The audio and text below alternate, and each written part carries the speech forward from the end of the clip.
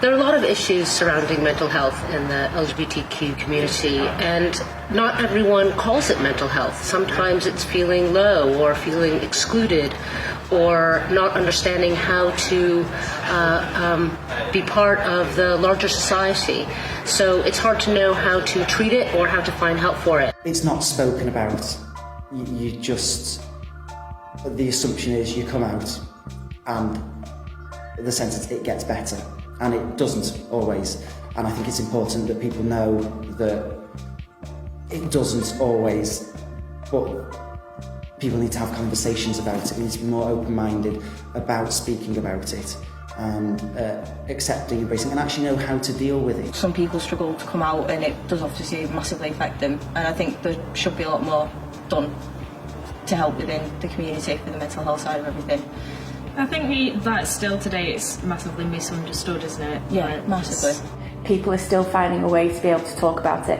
And there's a lot about mental health, not just within that community, within all walks of life, and the stigma attached to it, and the fact that people are only just starting to feel like it can be talked about openly, and that it's not, you know, something you should hide away. Statistically, LGBTQ plus people are much more likely to suffer from mental health problems, issues whether it's anxiety, loneliness, depression, addiction. They are much more prevalent. I think it's dangerous to break it down to statistics because you might not know any people with mental health issues, you might not know anyone in the LGBT community, so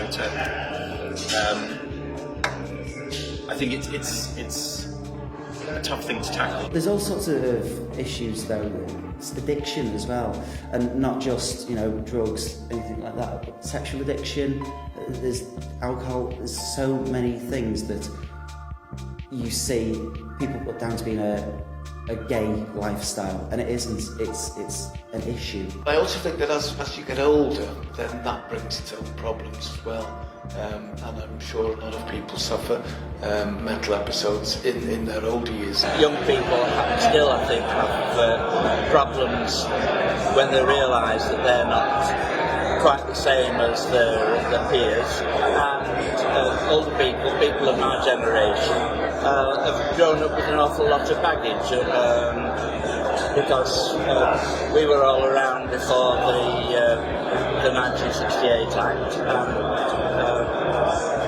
and it's not left us unscarred. I think the biggest problem is in the trans community because they, I think, struggle most. So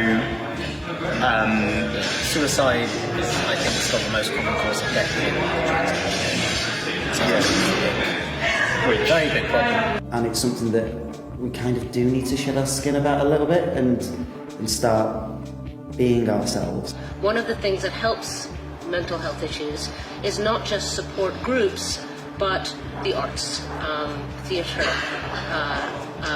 reading groups, all things that maybe aren't obvious ways of approaching mental health issues in the community. LGBT people are getting better all the time at talking about mental health in the community, and I work in the arts. I'm an artist and a curator, and I found that creativity and creative engagement is really good for marginalised people. Like, it helps us to kind of step into the world in our terms, I think. So I think we have probably more problems than other communities, but we also have more and better solutions, which is why we're the best artists.